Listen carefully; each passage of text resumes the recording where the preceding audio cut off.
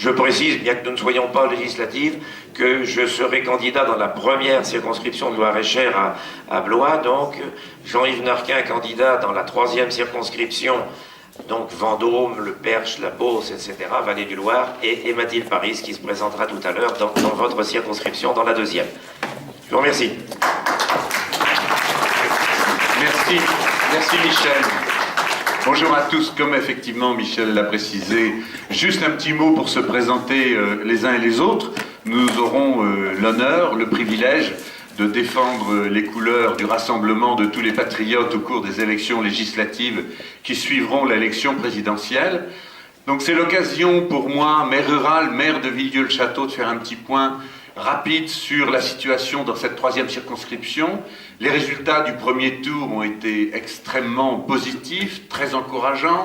Nous avons fait 26% sur l'ensemble de la circonscription et avec, dans les communes rurales, des pointes très importantes, jusqu'à 35%, dépassant 35% dans énormément de communes. Marine Le Pen est en tête dans les 2/3 des communes de la circonscription. Vous savez que c'est une très grande circonscription, la troisième, plus de 150 communes, même si certaines se sont regroupées récemment. C'est une circonscription qui vaudrait quasiment un département dans d'autres régions de France. Donc ça fait le charme du candidat, c'est de faire énormément de kilomètres. J'aurai l'honneur d'affronter le député sortant, ancien ministre, président du Conseil général, celui qui a à peu près toutes les armes entre ses mains. Oui, c'est plus une girouette, c'est plutôt un ventilateur maintenant. Il a à peu près tout trahi, tout renié, mais bon, ça fera que la troisième fois qu'on est candidat l'un contre l'autre. J'espère juste que ce sera un combat à la loyale et qui ne fera pas comme la dernière fois, une utilisation abusive des moyens du contribuable. Vous vous rappelez que la dernière fois, aux dernières législatives, il s'est fait retoquer son compte de campagne pour avoir utilisé l'argent du contribuable pour faire sa campagne électorale. Je l'ai déjà interpellé en lui demandant ce coup-ci, Maurice, tiens-toi bien. Voilà.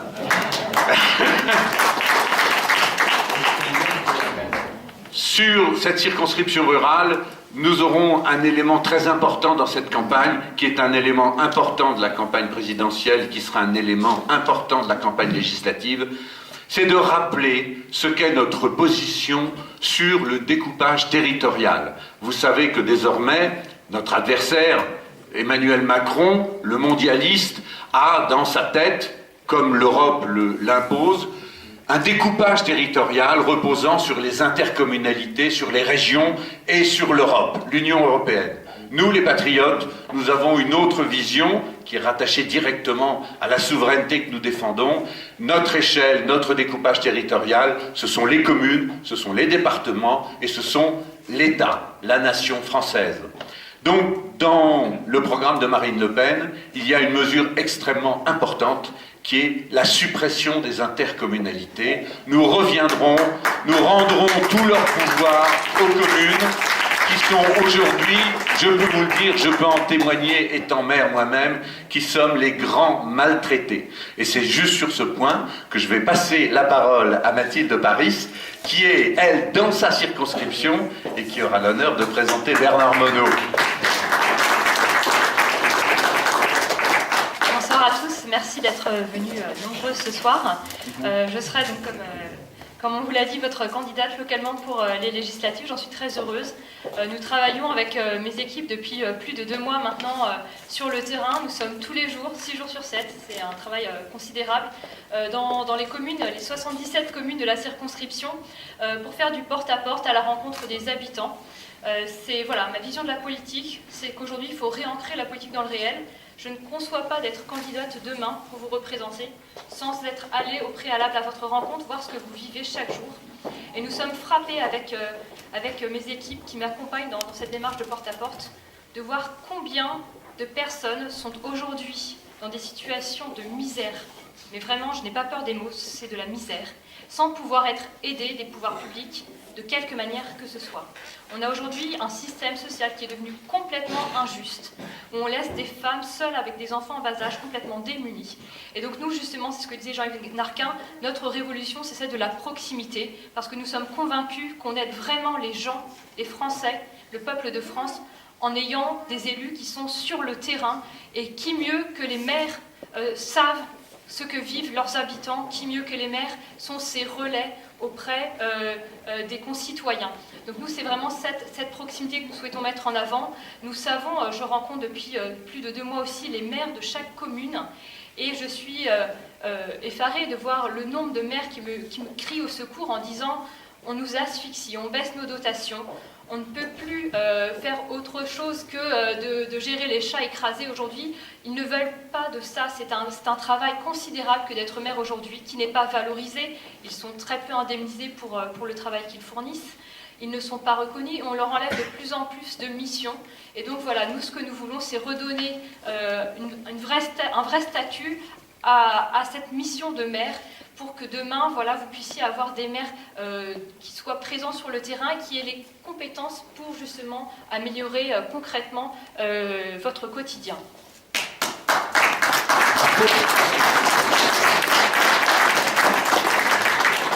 Voilà, donc je vais laisser la parole à Bernard Monod, donc, qui va nous parler ce soir. C'est vraiment un sujet important justement, dont on a eu beaucoup d'échos sur le terrain. Beaucoup de gens ont peur par rapport au programme de Marine sur les questions européennes et monétaires. Et donc voilà, c'est l'occasion ce soir de vous rassurer sur ce sujet, puisqu'il y a eu beaucoup de caricatures de la part de nos adversaires et des médias nationaux sur notre programme en ce domaine. Je laisse donc la parole à Bernard Monod. Merci Mathilde. Je crois que d'abord bonsoir à ceux que je n'ai pas salués encore. Je suis ravi d'être parmi vous. Vous savez que je suis élu de votre département et puis de la région Centre, Auvergne-Limousin en tant qu'eurodéputé. Et donc je suis toujours content de revoir des visages connus. Voilà. Je crois qu'on peut applaudir encore nos futurs députés, on l'espère en tout cas. Mathilde, Jean-Yves, Michel. Qui vont se battre sur le terrain, comme vous avez pu déjà le constater, pour essayer de convaincre les derniers non convaincus pour pouvoir voter pour l'avenir de la France. C'est ça qui est le plus important. C'est un choix de civilisation, comme dit Marine, qui se présente à nous le 7 mai. Donc le choix de civilisation, il se fait entre les mondialistes, dont vous avez vu le résultat depuis 30, 40 ans. Je vais vous détailler un petit peu plus ça, et puis vous donner quelques informations nouvelles, de choses que vous ne savez pas, parce qu'il se passe beaucoup de choses dans votre dos, et il faut quand même que vous soyez alertés. Et puis l'autre choix, c'est celui des patriotes, ce que défend comme programme, comme modèle Marine, le patriotisme économique, le patriotisme social, l'identité nationale française, et puis une autre vision aussi de la France dans le monde, une France qui n'est pas belliqueuse comme on l'a vécu malheureusement dans les derniers quinquennats, que ce soit M. Sarkozy ou M.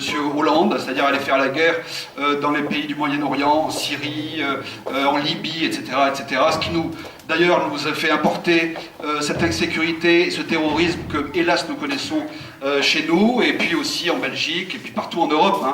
Personne n'est épargné avec ce problème de terrorisme islamiste.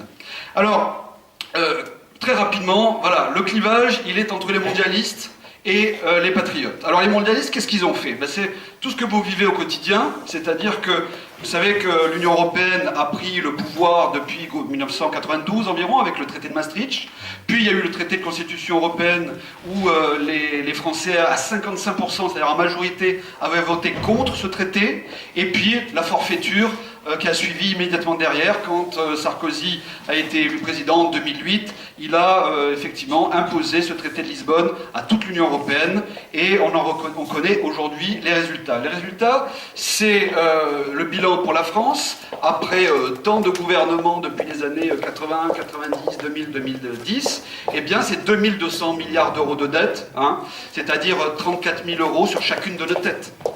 Si vous êtes une famille, je pense voilà, à la famille Paris, voilà, deux petites têtes blondes, une mère et un père, ça leur fait 130 000 euros d'impôts à payer dans le futur pour rembourser la dette publique, voilà, qui a été contractée depuis 40 ou 45 ans.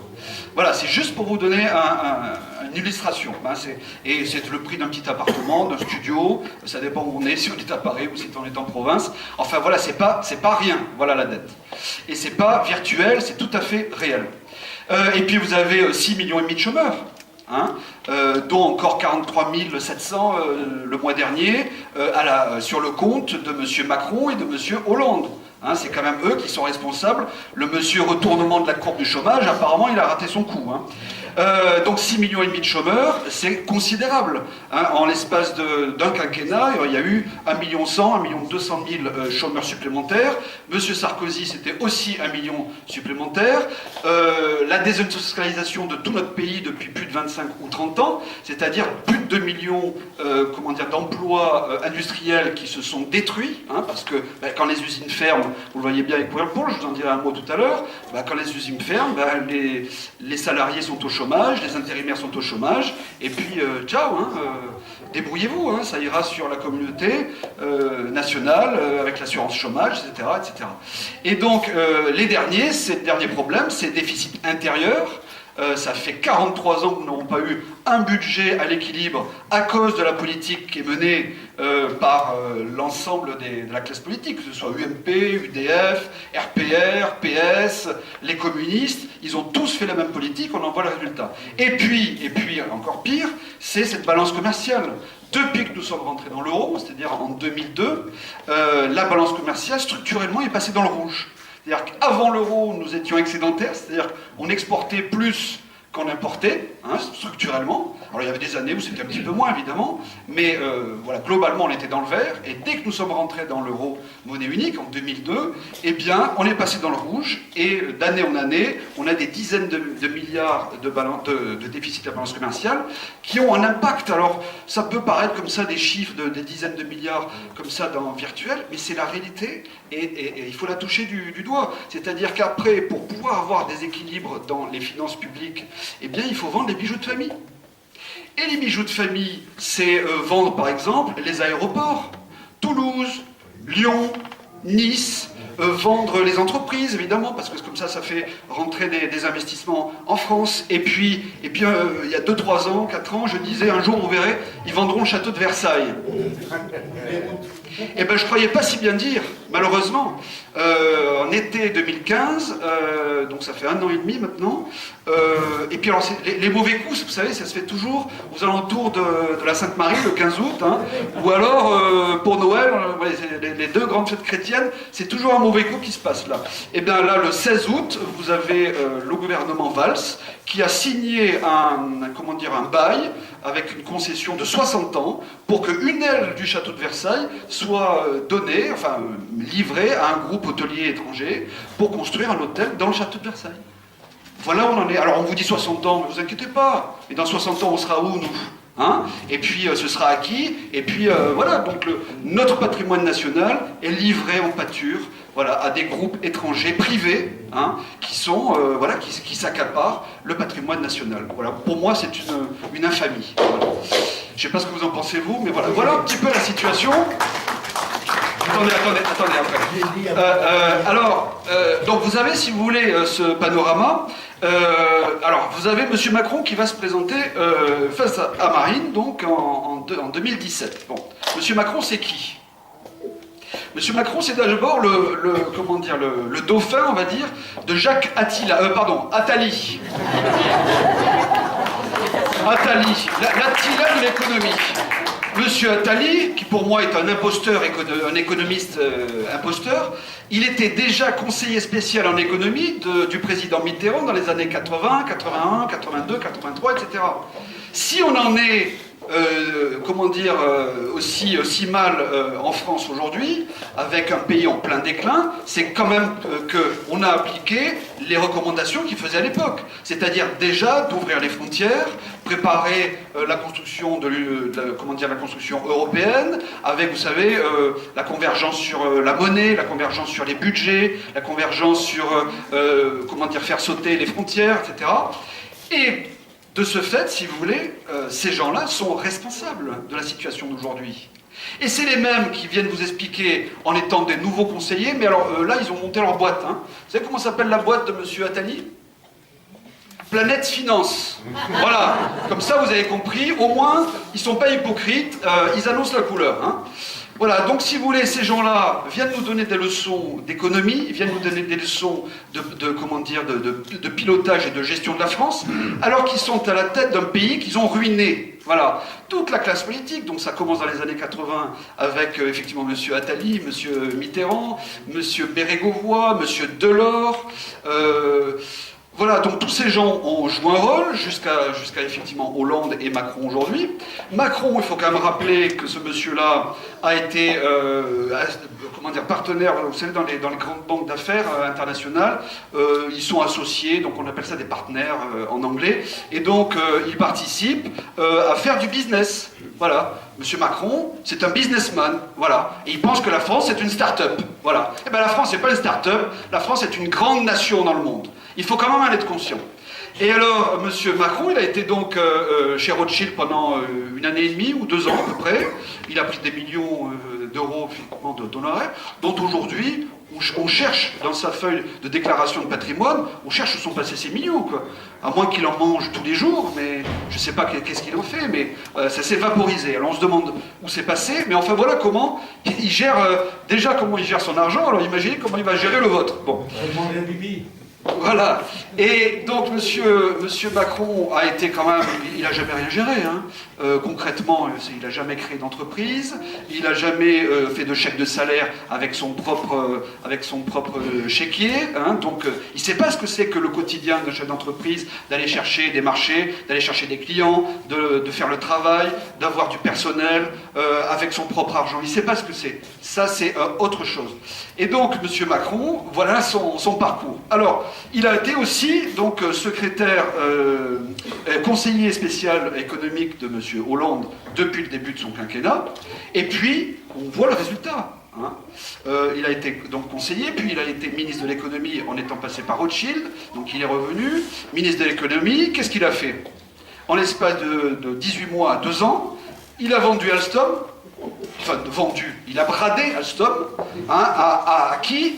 À un groupe américain étranger, donc américain, General Electric, hein, c'est le géant américain de l'énergie, qui a donc racheté Alstom avec la validation de M. Macron. Voilà. M. Macron, c'est aussi la vente de Technip, vous savez, dans le secteur parapétrolier.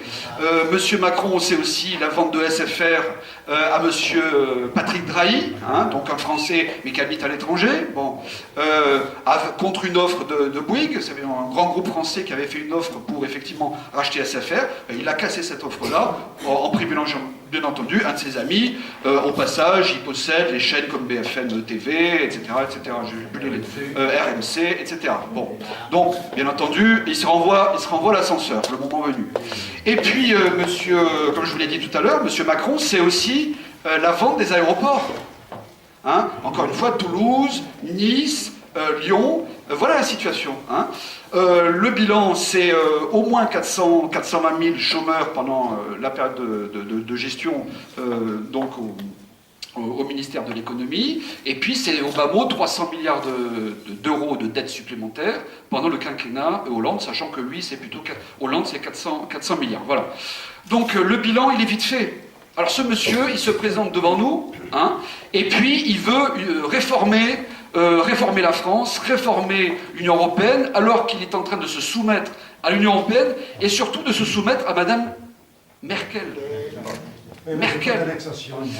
Madame Merkel, c'est quand même la germanisation de l'économie européenne. Le seul pays à pouvoir s'en tirer dans les 19 pays de la zone euro, c'est l'Allemagne.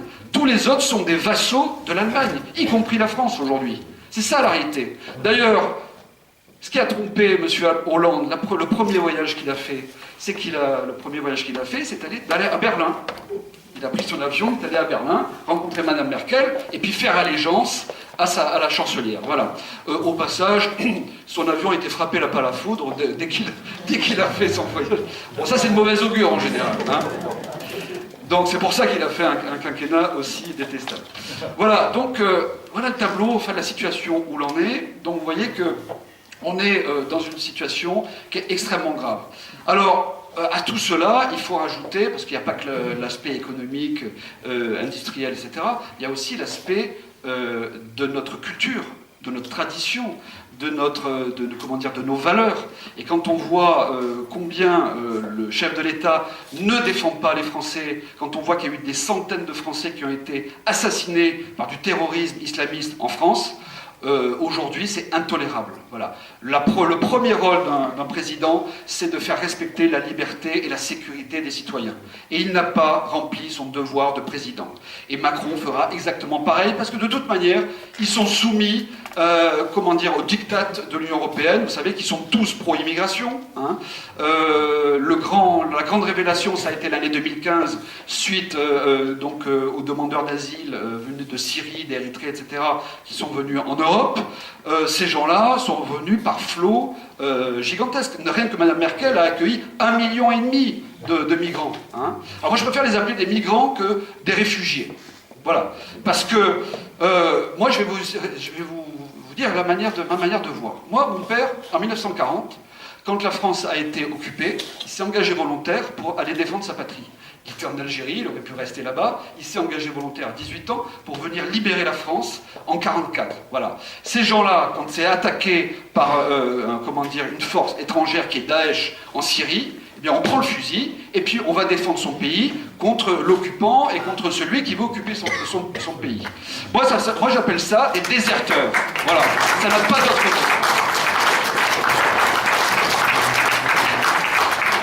Et les déserteurs, par définition, ils sont lâches. La meilleure preuve, c'est que ces flux, quand vous regardiez les flux, c'était 90% d'hommes d'une trentaine d'années. Ça veut dire quoi? Ça veut dire que ces gens-là, ils ont laissé leur mère, leur sœur, leur fille, leur sœur, etc., et toute leur famille derrière, pour aller se réfugier et demander l'asile, soi-disant, en Europe. Et pourquoi l'Europe, d'abord? Il n'y a pas d'autres pays dans le monde? Il y a 28 pays dans l'Union européenne et il y a 170 pays dans le monde. Pourquoi viennent-ils en Europe? Et pourquoi viennent-ils particulièrement en Allemagne, en France, etc., etc. Voilà. Donc ces gens-là, ils pourraient très bien aller en Arabie Saoudite, au Qatar, au Koweït, où ils ont des affinités notamment culturelles, religieuses. Pourquoi viennent-ils en France et en Europe? Ben parce que c'est l'Eldorado social. Parce que dès qu'ils arrivent dans ces pays-là, on leur donne des allocations. On leur donne des hébergements, on leur donne de l'éducation, et puis on les prépare à avoir un boulot. Alors, c'est vrai que les boulots qu'on leur donne, ils ne sont pas forcément bien payés, parce que j'ai un exemple à vous donner, c'est à la mairie de Berlin, la rémunération des migrants venus de Syrie et d'Érythrée, c'est 1 euro de l'heure. Et à partir de là, ça commence à éclairer beaucoup de choses. Parce que pourquoi toute la classe politique, que ce soit dans les institutions européennes, à la Banque Centrale Européenne, que ce soit à l'Union Européenne, que ce soit le FMI, que ce soit les gouvernements des États membres, que ce soit notre propre gouvernement, Hollande, Valls, etc., pourquoi sont-ils pro-immigration? C'est ça qu'il faut se demander.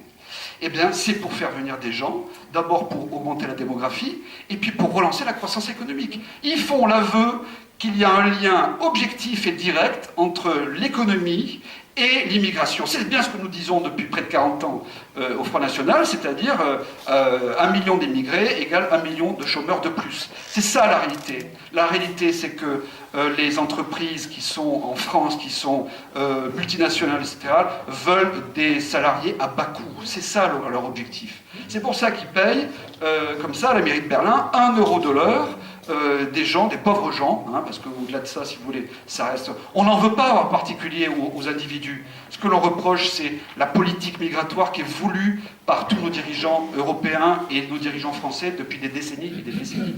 Nous avons des millions d'étrangers qui sont rentrés en France depuis des décennies, qui ont été naturalisés, qui sont régularisés, et aujourd'hui, qui sont installés et qui ont du travail ou pas, d'ailleurs, entre parenthèses. Hein. 5% des gens et des étrangers qui sont rentrés en France depuis des décennies travaillent. Les autres sont à la charge de toute la communauté nationale. Et la communauté nationale, les amis, c'est nous tous. Hein? C'est pas pour rien que vos retraites ont rétréci, c'est pas pour rien que vos salaires sont en réduction depuis des décennies, depuis déjà... pour moi, le péché mortel de l'époque, c'était M. Delors. M. Delors, qu'est-ce qu'il a fait en 1984? Il a fait Vous savez que quand il y a de l'inflation, à l'époque, il y avait des conventions collectives dans les entreprises et il y avait une automaticité. Quand l'inflation augmentait, les salaires augmentaient automatiquement. Qu'est-ce qu'il a fait, ce monsieur? Il a cassé ce qu'on appelle l'échelle mobile des salaires, hein, et à partir de là, eh bien, les salaires n'ont plus suivi la hausse des prix, comme ça s'est passé. Et ça, je vous parle des années 80, donc ça fait il y a 30 ans, 35 ans. Eh bien, si vous avez des difficultés aujourd'hui à vivre au quotidien, si votre pouvoir d'achat, que vous soyez en activité, que vous soyez en retraite, etc., ça avait déjà commencé dans les années 80-90. Là-dessus, il y avait eu l'histoire du franc fort, avec le plan Barre, vous vous souvenez, dans les années 70, 80, c'était le franc fort, et le franc fort, c'était tout doucement pour préparer l'arrivée au futur euro. Et l'euro, ben en fait, c'est le Deutsche Mark déguisé en euro. Voilà, c'est ce qui s'est passé. Donc ça, à part nous, personne ne vous le dira. Ah si, il y a quand même, il faut rendre grâce, il y a quand même monsieur Dupont-Aignan, c'est bien pour ça qu'il nous a rejoints, et on l'en remercie d'ailleurs. Patriotes en France et à l'étranger, croyez-moi. Il y a beaucoup de gens qui travaillent avec nous, qui sont à l'étranger, dans des institutions, à la BCE, à la BEI, un petit peu partout, qui ont la fibre patriotique, croyez-moi. Et surtout quand ils voient l'état du pays. Voilà, donc la situation, elle est très simple, et puis je pense qu'après je vais répondre à vos questions ultérieurement, mais la situation, elle est très simple. Soit on reste dans un modèle économique et un modèle social et un modèle institutionnel de l'Union européenne qui dirige tout, qui nous a pris toutes nos armes. Ça a commencé déjà par nos frontières. En 1994, ils nous ont dépossédés de nos frontières nationales. La décennie après, ils nous ont pris notre monnaie nationale, hein, qui avait quand même que 650 ans d'existence. Hein. L'euro n'a que 15 ou 18 ans d'existence. Ouais. Donc il a encore ses preuves à faire. Hein. On nous a pris notre budget, on nous a pris nos lois, hein, puis 80% des lois qui s'appliquent à nous, les normes que vivent les agriculteurs, les éleveurs au quotidien dans leur métier, etc. Tout ça, ça vient de Bruxelles. Des commissaires européens qui connaissent strictement rien au métier et qui viennent donner des leçons et qui imposent des règles qui sont insupportables au quotidien. Voilà. Et puis, au final, qu'est-ce qu'on nous a volé? Et ça, c'est très récent, on nous a volé notre système bancaire. Et c'est là que je voudrais vous alerter, mes amis, sur quelque chose qui est très nouveau.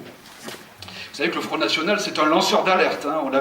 On avait annoncé le péril mortel de l'immigration il y a 40 ans. Hélas, nous avions raison. Enfin, à l'époque, c'était Jean-Marie Le Pen, mais effectivement, ça se vérifie. Eh bien là, moi, je vous alerte sur le danger pour votre argent. Votre argent, vous ne le savez pas, mais il ne vous appartient plus. Non. Qu'est-ce qui s'est passé? D'abord, on nous a, comme je vous ai dit, on nous a volé la supervision du système bancaire français. C'est-à-dire, la supervision, c'est quoi? C'est que jusqu'à présent, c'était l'État français et puis la Banque de France et les autorités de contrôle et de surveillance françaises qui avaient l'œil, qui scrutaient les banques pour savoir si tout allait bien, si elles étaient suffisamment solides, pour que quand les clients déposent de l'argent ou les entreprises mettent leur trésorerie, etc., c'est suffisamment sécurisé pour que ça aille bien. Eh bien là, il faut savoir, le 4 novembre 2014, cette supervision française est passée à Francfort, comme par hasard, en Allemagne, à la Banque Centrale Européenne, encore elle. Et donc, demain, si une grande banque française faisait faillite, eh bien c'est Francfort qui décidera de votre sort en tant que client dans la banque. Alors sachez que tout le système bancaire européen est en état d'urgence. Vous voyez l'état d'urgence qu'il y a au niveau sécurité en France? C'est la même chose pour le système bancaire. Nous vivons dans un château de cartes. Le système bancaire européen ne s'est jamais remis de la crise de 2008. Toutes les pertes qui avaient été enregistrées en 2008-2009 sont toujours là. Simplement, ils les ont cachées sous le tapis. Vous savez comment ils font? Parce qu'en comptabilité, vous savez, il y a le bilan et le hors-bilan, et bien tout ça, ils le mettent hors bilan. C'est un peu comme si vous cachiez la poussière sous le tapis pour montrer que c'est propre. C'est exactement la même chose. Et donc, si vous voulez, le système bancaire européen, il faut savoir qu'il y a une quinzaine de banques depuis 2 ans qui ont fait faillite. Est-ce que vous le saviez? Non. Quelques-uns, ceux qui sont bien renseignés, voilà. Et puis vous avez 4 ou 5 banques à l'heure actuelle en Italie qui sont en situation de faillite aussi. Donc il y a l'État italien pour le moment qui essaye de le renflouer tant bien que mal, mais ça ne va pas durer longtemps. Et vous avez surtout l'Allemagne, première économie de l'Europe et de l'Union, de la zone euro, avec 2 grandes banques. Attendez, s'il vous plaît, monsieur, on pose des questions après parce qu'après ça me trouve. Vous avez 2 grandes banques allemandes qui s'appellent la Deutsche Bank et la Commerzbank qui sont en situation critique. Voilà, parce qu'elles ont spéculé sur les marchés financiers, elles ont fait des pertes, et aujourd'hui, ils n'arrivent plus à s'en sortir. Voilà. Donc, Madame Merkel, elle est prise entre le marteau et l'enclume. L'enclume, c'est l'État allemand. Il voudrait bien remettre, de sa poche pour renflouer la banque, mais Bruxelles l'interdit. Et de l'autre côté, Bruxelles dit, mais attendez, il faut aller prendre l'argent dans le compte des clients et dans l'épargne des clients pour pouvoir renflouer le capital. Si elle fait ça, il ne faut pas oublier qu'au mois de septembre, il y a les élections allemandes et que Mme Merkel, elle va passer à la trappe complètement électoralement. Voilà. Donc Mme Merkel, elle est dans un dilemme. Alors elle a trouvé une 3e option. Voilà, mais tout ça, vous ne le savez pas, hein. Forcément, c'est d'où l'intérêt d'avoir vos députés qui sont dans les commissions et puis qui apprennent tout ça, si vous voulez. Et bien Mme Merkel, elle a trouvé la 3e option. L'étranger. Donc, elle a demandé des investisseurs étrangers de venir mettre la main à la poche pour renflouer la plus grosse banque allemande, donc la Deutsche Bank, pour éviter qu'elle s'effondre et qu'elle fasse faillite. Et qui est cet investisseur étranger? Dites-le-moi. Le Qatar. Ah, c'est curieux quand même. Hein. Les mêmes qu'en France. Mais est-ce que vous... Donc, et le Qatar a accepté, bien entendu, vous rigolez. Et donc, ils mettent la main à la poche. Ils vont monter à 5, 10, 15, 20 ou 30% du capital pour stabiliser un petit peu la banque, pour éviter qu'elle s'écroule. Mais est-ce que vous croyez que c'est comme ça, de manière gratuite et désintéressée? Eh bien, évidemment que non. Parce que tout ça, les discussions avaient déjà commencé en 2015. Et c'est quand on a eu ce grand plan migratoire avec les flux entrant en Europe, et notamment en Allemagne, et bien c'était la contrepartie qu'il y avait à sauver les banques allemandes. Voilà le résultat. Alors voilà, donc il faut savoir que d'urgence, ils ont inventé ce qu'on appelle l'union bancaire. Alors sachez que depuis le 1er janvier 2016, si vous regardez vos relevés de compte, vous avez union bancaire et qu'ils vous rassurent, si ça va très très mal, on sera amené à prélever de l'argent sur votre compte bancaire et sur votre épargne, hein, mais rassurez-vous, hein, ce sera au-dessus de 100 000 euros. Ah bon, alors si c'est 100 000 euros, ça va, on est tranquille. Hein. Sauf que c'est un gros mensonge.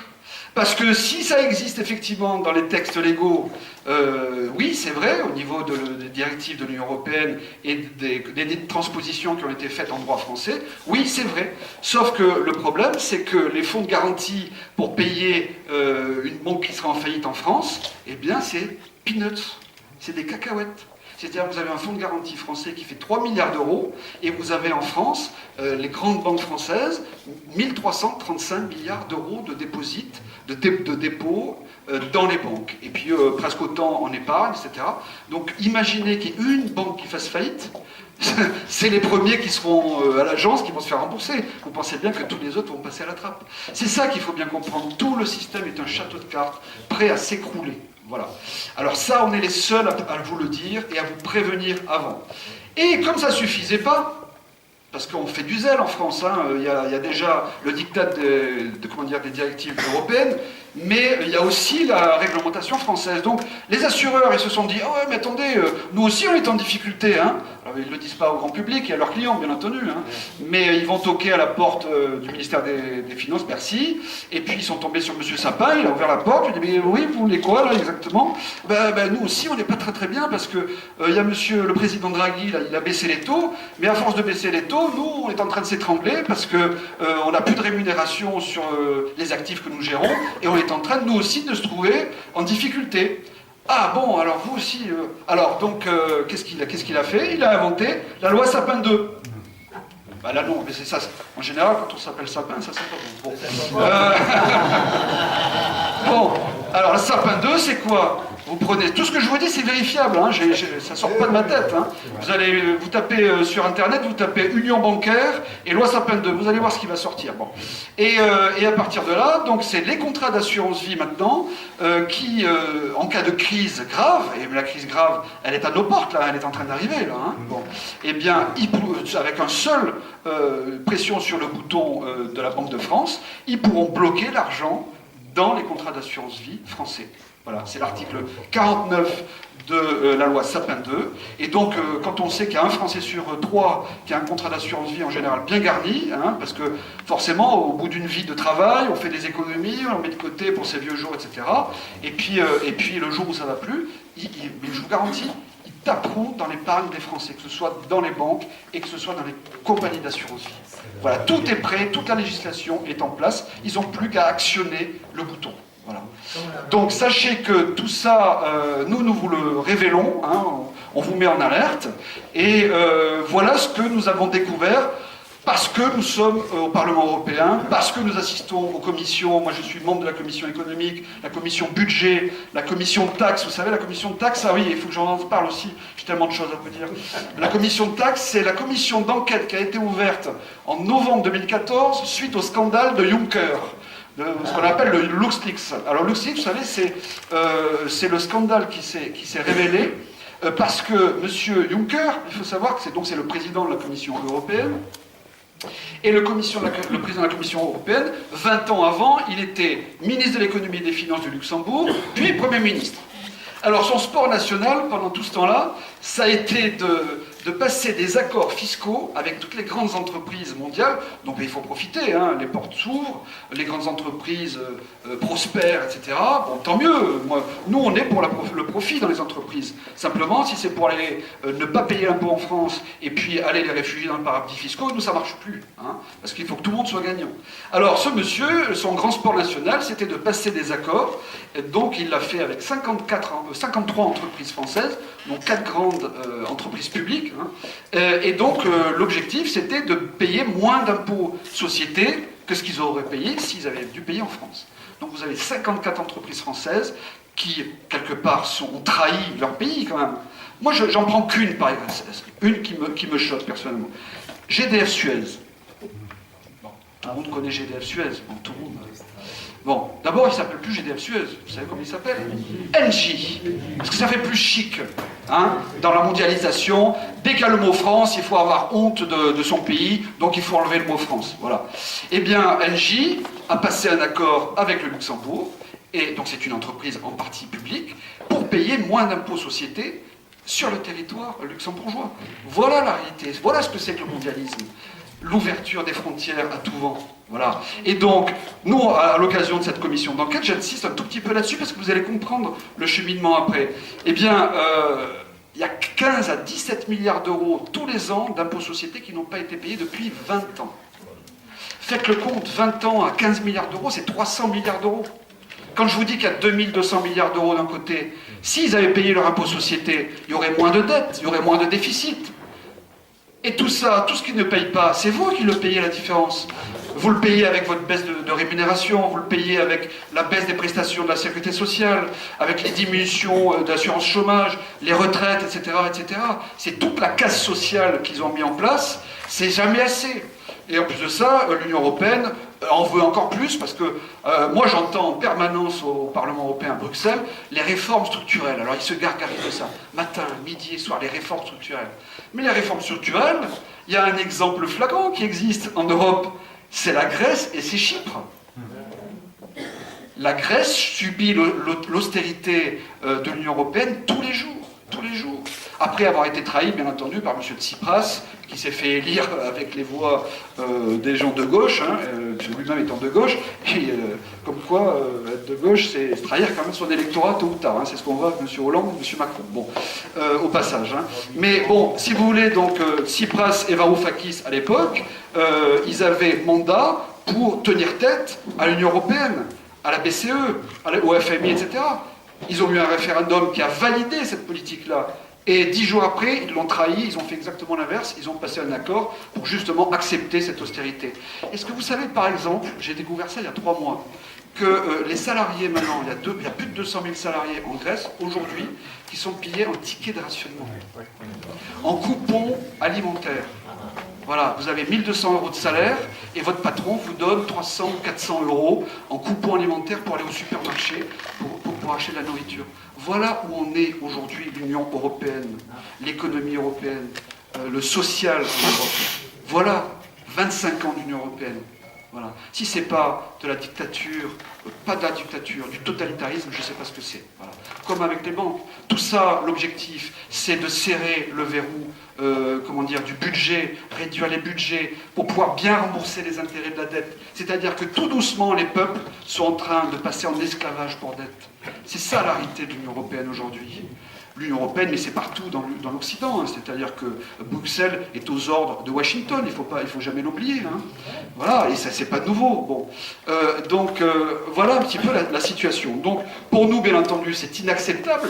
Alors nous, c'est pour ça qu'en 2008, avec un de mes confrères, le professeur Sulzer, on avait d'abord annoncé la crise. Il faut que vous sachiez qu'en 2008, le Front National, elle était le seul parti politique à annoncer la crise. C'était une conférence de presse de Jean-Marie Le Pen, le 24 juin 2008, c'est vérifiable sur le site du Front, avait annoncé qu'avant la fin de l'été, le système bancaire et financier mondial s'écroulera. Oh, le Front National, ils sont trop incompétents en économie, c'est pas possible, ça n'existe pas. Pam. Le 15 septembre 2008, Lehman Brothers, c'est l'une des plus grandes banques américaines à Wall Street, qui s'est effondrée. Une banque solide, hein. Elle avait la meilleure note, hein, elle avait 20 sur 20 hein, dans le classement des... Voilà. Et bien le lendemain, elle était par terre, hein, tout le building s'était écroulé, façon de parler. Et puis voilà. Et ça a fait un effet domino dans tout le système financier et monétaire et bancaire mondial. Et vous avez connu ce qui s'est passé en 2008 avec Sarkozy, le discours de Toulon en disant « Je vais créer la nouvelle économie ». Enfin voilà, on avait avec ses petits bras, à lui tout seul, il voulait changer la face du monde. Bon, on a vu le résultat, en fait il a fait un gros chèque de 360 milliards déjà à l'époque pour sauver le système bancaire français. Voilà, c'est ça la réalité, et c'était avec votre argent. Hein. Et les risques, c'est vous qui les preniez, c'était pas eux. Hein, parce qu'eux, ils avaient perdu déjà l'argent sur les marchés. Voilà. Le RSI, on va en parler un petit peu. Le RSI, ça va faire plaisir à notre ami, à Gérard. Le RSI, qui sont les commerçants dans la salle? Les artisans, les indépendants? Il n'y en a pas plus? Non, ça va, 2, 3, 4, ça y est, bon. Donc c'est pas à vous que je vais apprendre les méfaits du RSI. Le RSI, moi je suis financier à la Caisse des dépôts et consignations. Il se trouve qu'en 2008-2009, je pilotais le compte du RSI, le C3S. Bon, je recevais tous les ans 4,5 milliards et il fallait le piloter pour pouvoir tout doucement redonner au RSI pour qu'il puisse payer les prestations, etc. Bon. Et moi j'ai eu une confidence en 2009.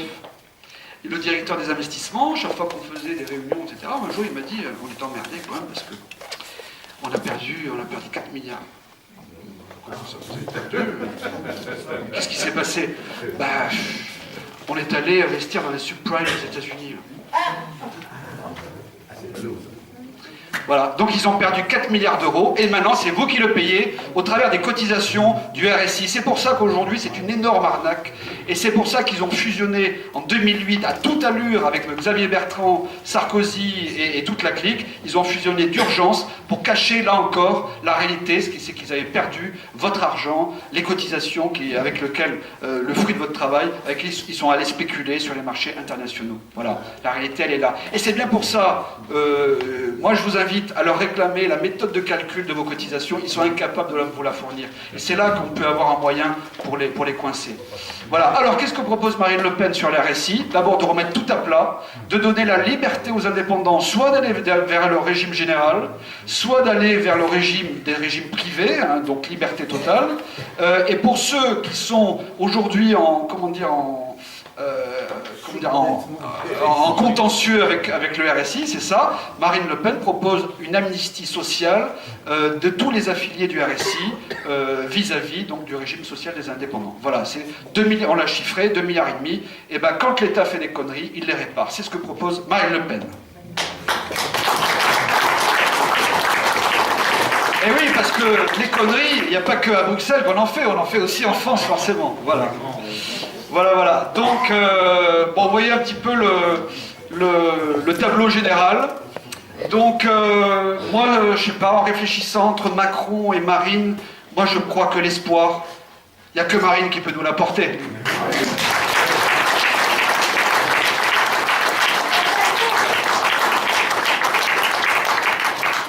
Donc, si vous avez des questions plus précises, je suis à votre disposition. Oui, la jeunesse. La jeunesse va parler.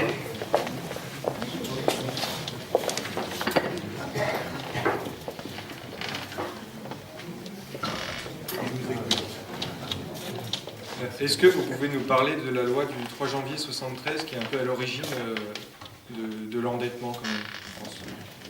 Eh oui, alors moi c'est ce que j'appelle le péché originel. Péché financier. Hein. Le péché originel c'est quoi? Alors pour tout le monde, la loi du 3 janvier 73, d'ailleurs je crois que j'ai vu 2 ou 3 bouquins, d'ailleurs où j'ai mis un petit peu la main, vous avez une enquête sur le 3 janvier 73, dehors pour ceux que ça intéresse, mais enfin je vais vous le résumer très rapidement. C'est en fait le tour de passe-passe qui a été fait par Pompidou, Giscard d'Estaing, et un troisième homme qui est devenu célèbre plus tard, c'est Michel Pedro, le président de BNP Paribas, etc. Voilà. Comme quoi, les méfaits, ça paye toujours. Bon. Eh bien, qu'est-ce qu'ils ont fait? Ils ont fait un tour de passe-passe. Dans le dos des Français. Déjà à l'époque, ça se faisait, oui, oui. Sans aucun débat démocratique, sans aucun référendum. Ils ont changé le modèle, le mécanisme de financement de l'État. Auparavant, l'État se finançait auprès de la Banque de France, tout ce qu'il y a de plus normal, c'est la Banque centrale nationale, donc l'État se retourne devant la banque, j'ai besoin de construire mon réseau autoroutier, il me faut 100 milliards de francs, j'ai besoin de construire des universités, j'ai besoin de construire des hôpitaux publics, etc., il me faut de l'argent, donc allez, j'ai besoin de 100 milliards de francs. Bon, eh bien à l'époque du général de Gaulle et jusqu'au début de Pompidou, eh bien l'État réclamait ces montants-là et la Banque de France donnait la contrepartie et bien entendu l'État remboursait ensuite à la Banque de France. Et tout ça, ça se faisait à taux d'intérêt zéro, pratiquement. Hein. Et puis finalement, monsieur Pompidou, Giscard d'Estaing, qui d'ailleurs très américanophile, hein, Giscard d'Estaing, il ne faut pas l'oublier, hein, ça avait déjà commencé dans les années 60 ça. Et bien qu'est-ce qu'ils ont fait? C'était très chic à l'époque d'aller se financer sur les marchés financiers. Voilà. Déjà à l'époque, hein, la mondialisation, elle vient de très très loin. Hein. Et donc, tout doucement, ils se sont dit, on va casser ce principe-là, donc c'est plus la Banque de France qui finance l'État, et puis maintenant on va aller sur les marchés financiers. Donc c'est l'objet de la loi du 3 janvier 73 dont parle notre ami, et donc dès l'année suivante où cette loi est passée, hop, le premier déficit. Ah, c'est ballot quand même. Hein. Alors, premier déficit, puis l'année suivante un deuxième, puis l'année suivante, et puis déficit sur déficit, et là, ça fait la dette. La dette, on était à peu près à 20 milliards d'équivalent euros en 74-75. Et on est à 2200 milliards d'euros. Transposé, attendez, je termine. Transposé en anciens francs, ou multiplié par 6,5. Vous imaginez la montagne vertigineuse, c'est plus haut que l'Himalaya, quoi. Bon. Donc, voilà la situation. Et le problème, c'est qu'à l'époque, les taux d'intérêt, ils étaient très élevés. On était à 14, 15, 16, 17%. C'est pour ça que ça a grimpé de manière exponentielle, les déficits et les dettes. Et donc, tout doucement, de décennie en décennie, la dette a gonflé. Et moi, je vous dis maintenant, ils vont nous mettre en esclavage pour dette. Parce qu'il faut rembourser les intérêts. Vous savez que tous vos impôts sur le revenu que vous payez tous les ans va entièrement au remboursement des intérêts de la dette. Que des intérêts. C'est-à-dire qu'en 45 ans, on n'a jamais remboursé ni un franc, ni un euro, parce que sinon, elle ne continuerait pas à gonfler comme une boule de neige, quoi. Bon. Donc voilà la situation. Donc le péché originel, c'est effectivement la loi du 3 juillet 73. Voilà, j'ai fini la petite histoire. Le poids des intérêts dans le total des 2200.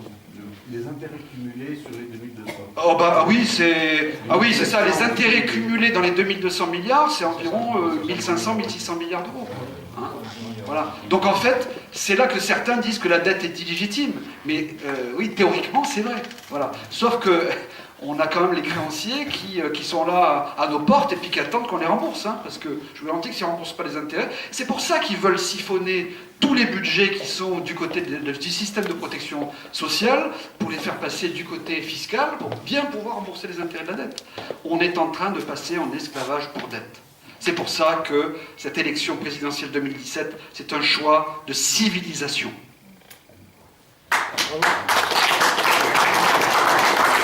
Vous parlez des 2200 milliards de dettes, mais vous oubliez les 1500 milliards qui ne sont pas dans le bilan, qui représentent les retraites des fonctionnaires et qui ne sont pas provisionnés. Oh, c'est plus que 1500, c'est même 3000 oui, alors, 3000 milliards, donc ils ne sont pas provisionnés, vous avez bien raison. On est plus près de 5000 milliards que de 2200. Absolument, absolument. Personne ne parle de ça. J'ai vu qu'il y avait des questions au fond. C'est curieux, j'ai pas de questions sur l'euro encore. J'allais vous la demander, j'attendais.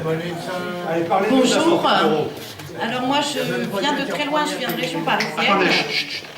Je suis militante dans l'Essonne, responsable de la 6e circonscription auprès d'Audrey Guibert. Alors moi j'invite... Notre copine Audrey. Oui.